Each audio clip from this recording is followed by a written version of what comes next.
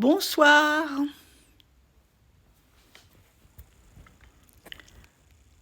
C'est le dernier quartier aujourd'hui.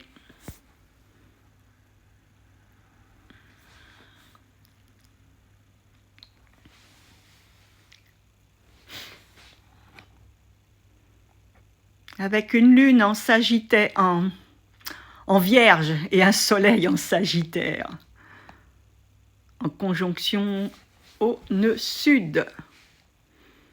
Et oui, on n'est pas sorti de la phase des éclipses. Et on va avoir prochainement la conjonction supérieure de Mercure et Soleil, avec un Mars en toile de fond.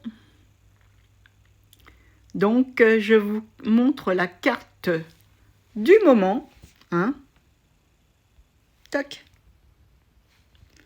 Et voilà. Cette carte du moment, vous voyez, avec cette lune en Vierge au carré de la conjonction supérieure de Mercure et Soleil. Voyez, et avec ce beau trigone avec Uranus. Donc, période idéale justement pour parler d'astrologie. Et ce moment, vous voyez, le milieu de ciel, il est dans l'encadrement de Neptune rétro avec Jupiter. Et nous avons Pallas. Alors, on va y mettre... Voilà, on va réafficher là. Voilà, c'est mieux. La lune noire moyenne qui se trouve en Gémeaux. Donc, bon, il y a beaucoup de choses qui ne changent pas vraiment. Hein. Donc, on a le dernier passage de Jupiter en Verseau, vous voyez. Hein. Donc, il sera passé quand même assez vite dans le signe du Verseau avant d'entreprendre ça. Voilà. J'ai épinglé, vous voyez, c'est tout en haut de mon blog, un article que j'avais fait en avril, vous voyez, dernier, sur Jupiter en Verseau. Alors, dans la même série, vous avez aussi en Capricorne et Jupiter en Sagittaire. Donc, et avant qu'il passe en Poisson, hein, si ça vous intéresse. Voilà, par rapport à tout ce que j'avais écrit, vous voyez, en signe. Hein, je me suis aidée du livre Votre horoscope vous-même, Olenka Dever. Ah, voilà, faites votre horoscope vous-même. J'avais oublié un mot. On n'est pas sous Mercure rétrograde quand même. Et puis aussi après en maison. Voilà, et puis quelques réflexions personnelles. Et ça, alors, je crois qu'on peut...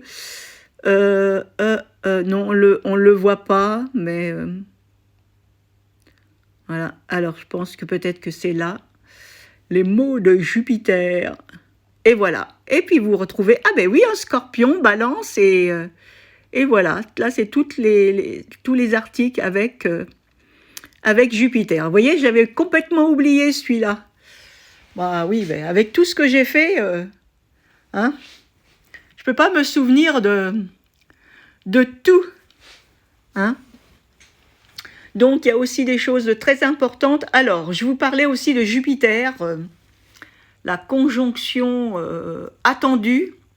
Elle se fera le 12 avril. Donc, j'ai publié un article. Aujourd'hui, elle sera à 23 degrés Poisson. Hein. Et ce qui est assez drôle, c'est le 12 avril. Et c'est pas loin du 13, ça, parce que c'est un cycle de 13 ans. Hein. Et je vous invite justement à voir mon article, hein, le cycle de Jupiter et Neptune, et le calendrier Maya. C'est la deuxième partie, parce que j'ai fait aussi avec le cycle de Jupiter et Saturne, sous la base du cycle de 20 ans. Hein. parce que ces deux cycles, ben justement, ils ont des corrélations avec, avec le stocking Maya, ou calendrier Maya, si vous voulez. Coucou Amandine. Donc, voilà. Alors, je vous montre ça. Hein. Voilà, ça c'est le dernier article. Hein, c'est la deuxième partie, avec Jupiter et Neptune. Donc, et avec, justement, en accord avec les 13 tonalités du stocking Maya, et pas que, hein, parce que le 13 est très important dans le calendrier Maya, et avec aussi, vous voyez, Jupiter, Saturne, voilà. Donc,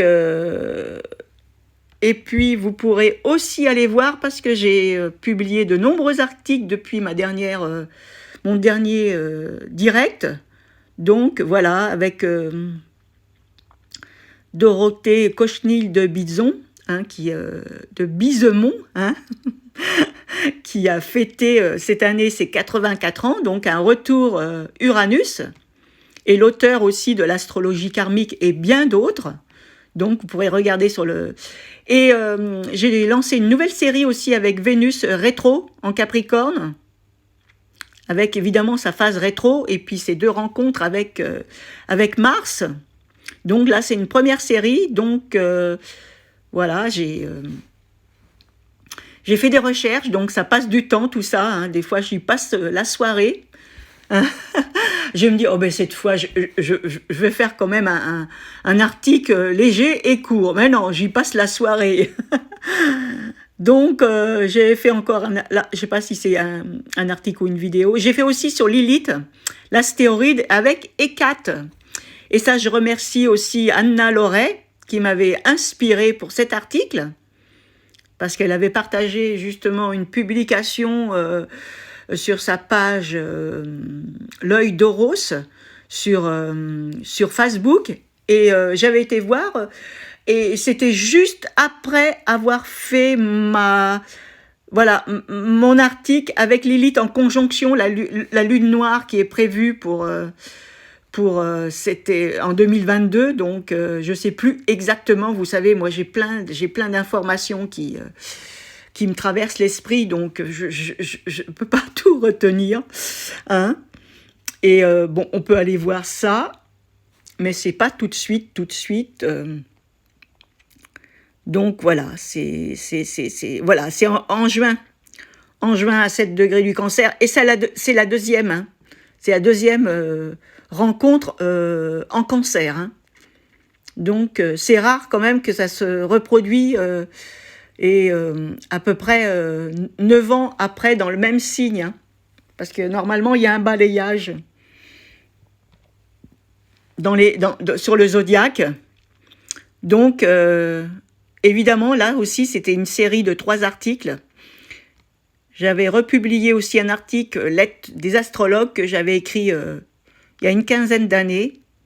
Donc voilà, évidemment sur les clips, mais ça doit être la vidéo, sur Bernard Duchâtel, hein, donc avec la traversée solilunaire, donc à voir. Et j'avais fait aussi la deuxième partie, astroplantes, et etc., etc. Et ça, en mode web, hein, vous pourrez revoir ça, hein, pour cliquer sur l'article qui vous plaira. Donc, on revient avec ce moment, hein, voilà, ce moment, on va pas dire magique, parce que tous les moments peuvent être magiques. Après, ça dépend de l'état de conscience du moment, voilà. Donc, et ça, c'est juste avant l'opposition de la Lune demain, en opposition à Neptune. Vous voyez, c'est mieux de le faire sur ce direct sous un beau trigone de la Lune Uranus. Voilà, parce que j'ai remarqué hier à mes dépens, justement, lorsque j'avais partagé mon article sur Jupiter et Saturne, quand j'ai vu le moment où l'état des planètes... à la publication, j'ai dit, oh là là, la Lune était au carré de Uranus. Donc, elle sortait d'une opposition avec Pluton et puis avec Saturne. Donc, bon, j'ai envoyé quand même, mais bon, j'avais quand même, je m'étais un petit peu embrouillée parce que j'ai voulu aller un petit peu plus loin dans ma réflexion, et puis bon, voilà, il m'a fallu revenir sur l'article, faire des petites modifications, parce que bon, ça collait pas, quoi. Mais bon, c'est des choses qui arrivent. Et quand vous faites une publication et puis que vous regardez l'état du ciel du moment, vous voyez, il y a des fois, bon, ça peut, comme on dit, ça coince. Mais c'est comme ça, hein, c'est des risques. Hein. Moi, j'ai envoyé quand même, j'irai, je verrai bien. Et ben oui, j'ai eu le retour de ma monnaie. Donc, voilà. Donc, vous voyez, quand même, cette lune, le transit de la lune est très important. Et aussi, le transit de la lune, hop, ouais, voilà. Le transit de la lune, quand il est passé, vous voyez, tout début vierge, c'était en début de journée, vous voyez, elle était au mi-point de l'axe des nœuds lunaires, donc au mi-point, au mi-parcours justement de l'éclipse, entre l'éclipse lunaire que nous avons eu le 19 et l'éclipse solaire que nous allons avoir le 4 décembre, hein, et qui sera en conjonction, vous voyez, avec le nœud sud, hein, vous voyez, donc le nœud nord est à 1, le nœud sud est à, vous voyez, il est au premier degré du Sagittaire, parce que les nœuds, évidemment, ça fonctionne en sens inverse des planètes. Donc, nous avons eu aussi en début de journée cette lune au mi-point de l'axe des nœuds. Donc, c'était, voilà, on est toujours dans cette vague des éclipses quand même, hein, dans cette énergie. Hein. Voilà. Et puis, évidemment, on a cette Vénus. Ce qu'on peut voir, regardez, hop. Ah non, on l'a plus là. On l'a plus du tout. Non, on l'a plus. Parce ça s'est terminé, mais j'en parle dans mon article. Hein. Allez voir hein, l'article avec Vénus dans le Capricorne. J'en parle justement. Vous voyez, on le voit des petits pointillés, mais c'est pas. Vous voyez, après j'ai cliqué dessus. Il n'y a plus. Que ça dure au moins pendant à peu près au moins facile 2 mois. Vous voyez, quand on veut voir que lorsque Vénus va commencer sa phase rétro dans les semaines à venir, on voit un semi-carré entre Soleil et Vénus. Ça annonce, voilà, sa phase rétro.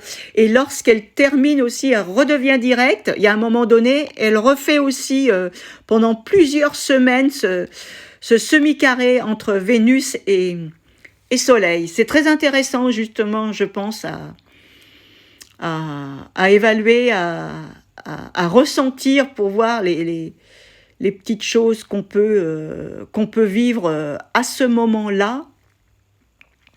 Donc, voilà. Qu'est-ce que je peux vous dire encore ?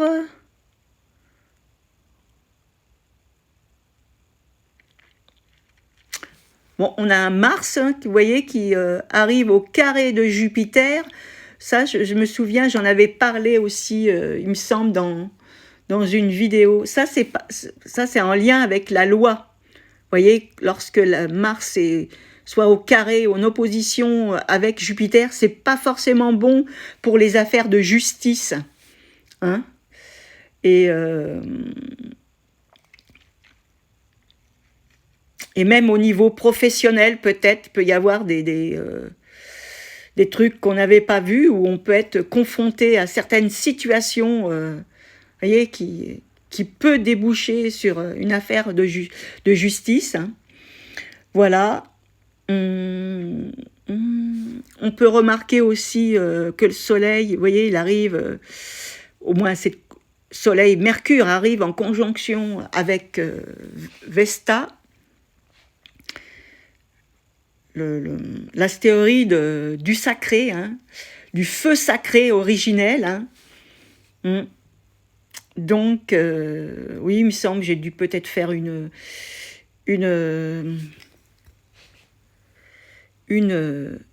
je vais voir, je ne sais pas si j'en ai fait une.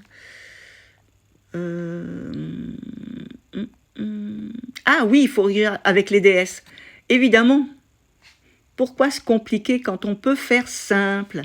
Alors, il faut que je retrouve, parce que j'avais fait des modifications, voir, ah voilà, les 4 déesses, parce qu'avant elles se trouvaient tout en haut, mais des fois on arrive à faire des modifications.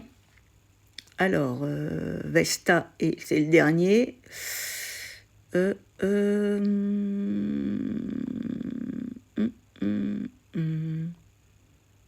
Ah ben voilà. Il y a aussi la Lune et Vénus. Alors, ah oui, je vais vous montrer quand même. Voilà. Comme ça, ben, si vous voulez aller voir. Voilà. Vous voyez, ça c'est dans la rubrique tout en haut de mon blog. Et là, vous voyez les 4 déesses. Voilà. Et je vous montre ça. Voilà. La conjonction de Soleil Vesta que j'avais écrit en 2017. Évidemment, j'ai déjà écrit, donc je ne vais pas réécrire. Peut-être que j'aurai un autre état d'esprit, mais bon, voilà. Donc j'avais mis quelques personnalités sous cette conjonction. Je pense que j'aurais pu en trouver d'autres, mais là encore, quand je fais une recherche comme ça, j'y passe au moins la soirée. Donc voilà. Et mes articles sur Vesta, ils sont là. Vous voyez, Vesta code 4, parce que c'est le 4e astéroïde qui a été trouvé. Donc voilà mes articles avec Vesta. Bon, maintenant je vais voilà, là ça c'est la carte du dernier quartier. Hein. Donc le dernier quartier, ben, il va être en lien justement en avant-coureur avec cette éclipse du 4 décembre, parce qu'elle est conjointe au nœud sud, donc il y a un facteur karmique. Et ce dernier quartier du cycle, il est aussi en lien justement avec ce retour qui peut être du passé, ce retour par rapport à des choses qui ont été entreprises, voilà. On fait un tour sur soi-même si on veut, voilà. Avec ce dernier quartier. C'est un dernier quartier qui peut être vraiment très riche au niveau, je dirais, du ressenti,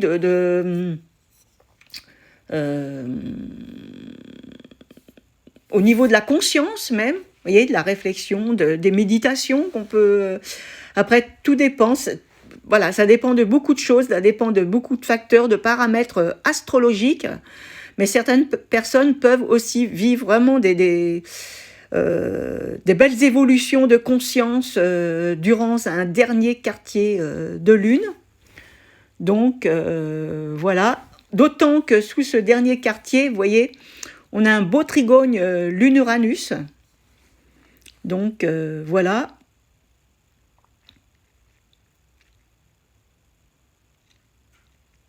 Bon, oui, on peut remarquer quand même que dans ce dernier, par rapport aux planètes, hein, en dehors du dernier quartier, qu'est-ce qui nous reste en phase rétro, les planètes?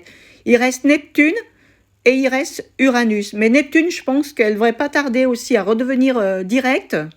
Ensuite, je pense qu'après Uranus, ça sera en janvier, hein, parce qu'il a été, il me semble, la dernière planète à devenir en phase rétro. Hein. Donc, voilà. Alors, il y a une chose aussi qu'on peut dire par rapport à cette conjonction supérieure de Mercure. Donc, elle est déjà dans un dernier quartier de cycle. Hein. L'un n'empêche pas l'autre. Mais voilà, il peut y avoir un basculement. Parce que entre les conjonctions inférieure de Soleil-Mercure, c'est-à-dire que lorsque Mercure est rétro, et les conjonctions supérieures lorsque Mercure est direct, là c'est une conjonction supérieure, il y a des basculements au niveau de notre compréhension des choses, au niveau des prises de conscience, vous voyez, et sous un dernier quartier, je peux dire qu'il y a quelque chose de nouveau qui peut surgir. Bon, il y a une chose aussi qui est importante, cette conjonction supérieure, elle correspond aussi à une phase pleine lune. Hein? C'est-à-dire, c'est l'opposition, voilà. Bon, c'est-à-dire dans, voilà, certaines relations symboliques, si on veut, mais bon, c'est pas une opposition hein, par elle-même. Hein, on n'est pas dans les cycles de la lune. Mais elle équivaut à une phase pleine lune, à une phase de pleine lumière, donc, et ça se situe sous un dernier quartier, hein, parce elle va se faire cette, vous voyez, Mercure est à 4 et le Soleil est à 5, donc, vous voyez, ça, sous si peu qu'on va vivre cette conjonction supérieure, et elle va se faire sous un dernier quartier. Donc, je pense qu'il y a des choses, bon, pas forcément des nouvelles choses, mais des choses qu'on n'avait peut-être pas imaginées, qu'on n'avait pas encore pensé, et elles arrivent maintenant. On aurait pu le faire avant, mais c'est maintenant que ça arrive. Vous voyez, des choses comme ça, ça fait tilt, et voilà. Coucou Carole, Carole R. Bang. Et Bang. Coucou. Alors, voilà. Ah oui, vous avez des pseudos, des fois, c'est pas évident, hein. C'est vraiment pas évident. Alors, j'essaye de faire le mieux possible, hein. Moi, j'étais déjà sous Carole, déjà, j'allais dire, mais après, quand j'ai vu la suite, voilà. Donc, hein. Et puis, un dernier quartier aussi, c'est... ouais, il y a quelque chose aussi de l'ordre de Saturne dans le dernier quartier, ça dépend. Ça dépend parce que, vous savez, il y a toutes sortes de derniers quartiers. Hein. C'est comme les nouvelles lunes, les premiers quartiers, les pleines lunes. Il y a, suivant voilà, la planète qui va dominer, qui va être, je dirais, qui va être valorisée, voilà, hein, ça c'est déjà mieux.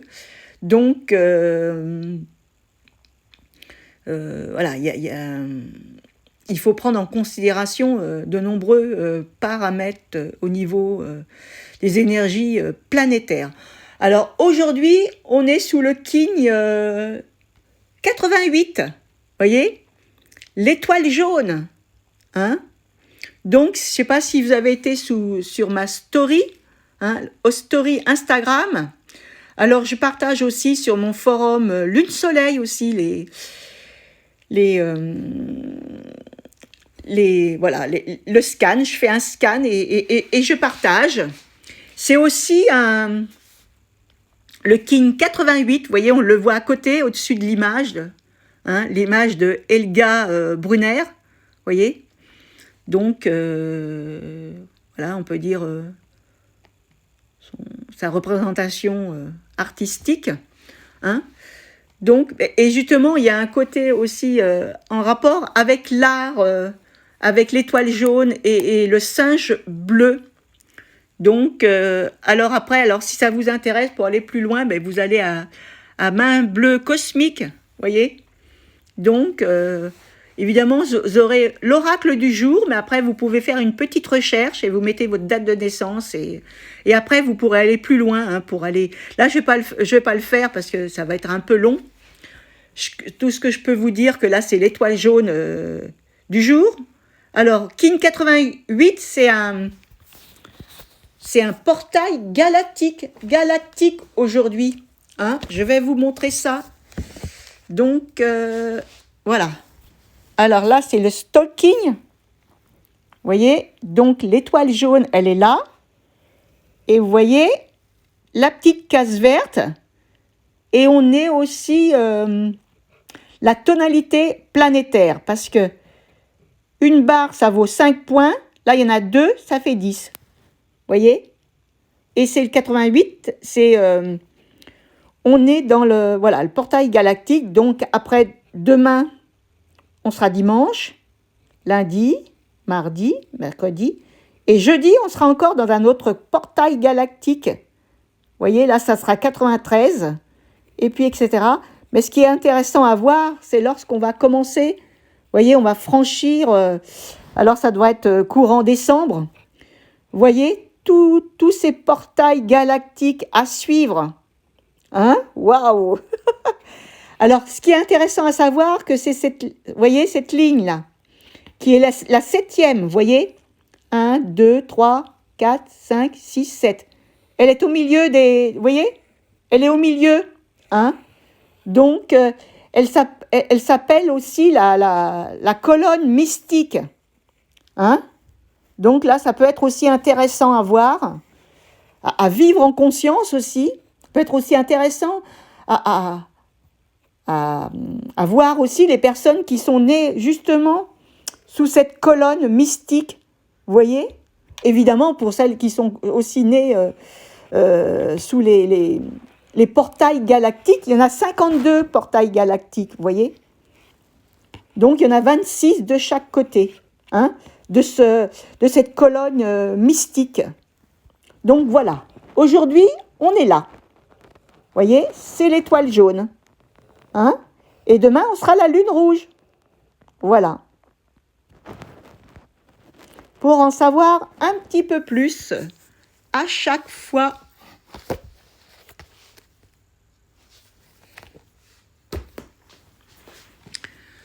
Donc, ouais, là, il est...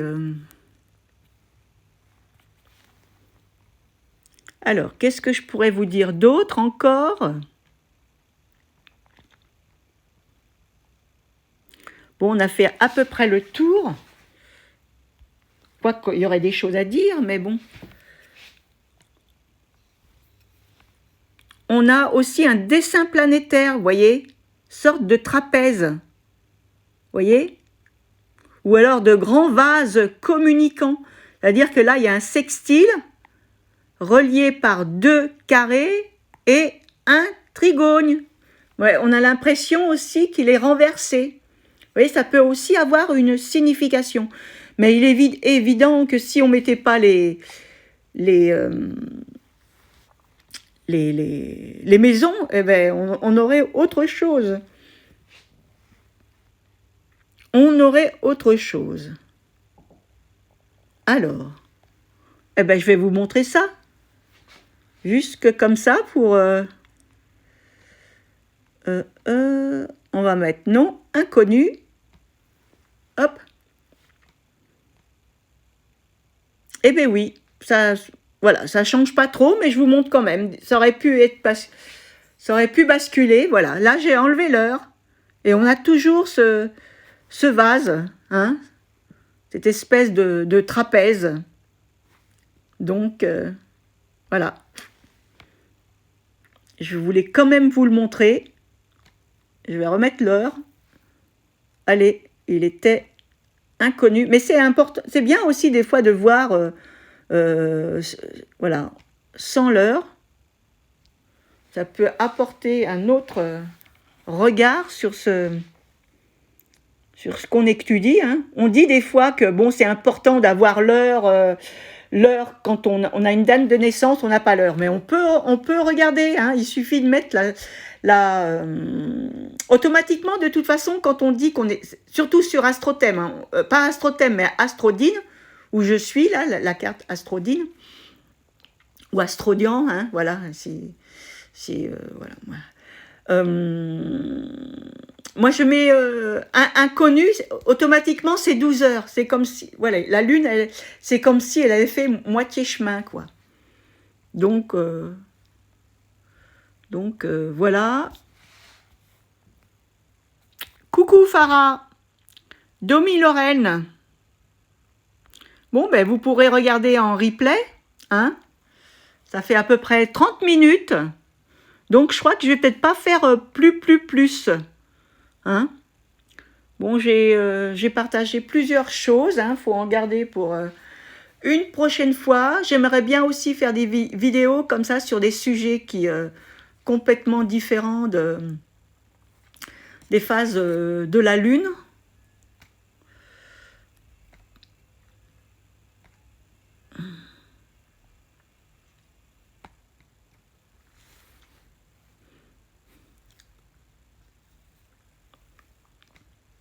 Donc, si par la suite, il y a des sujets que vous voulez que j'aborde, bah, il suffit de de le mentionner en commentaire. Hein? Voilà. Ah oui, il y a une chose aussi qui est intéressante. J'ai commencé justement ce direct en vous parlant de Jupiter. Et puis cette conjonction avec Neptune. Et j'ai fait aussi la recherche des je rajoute un 1, ça fait 13. Des 13 cycles de Jupiter et Neptune. Et ensuite, évidemment, j'ai été en arrière jusqu'à début des 1900 parce que j'ai fait aussi en avance. Donc, la prochaine, je crois que c'est en 35,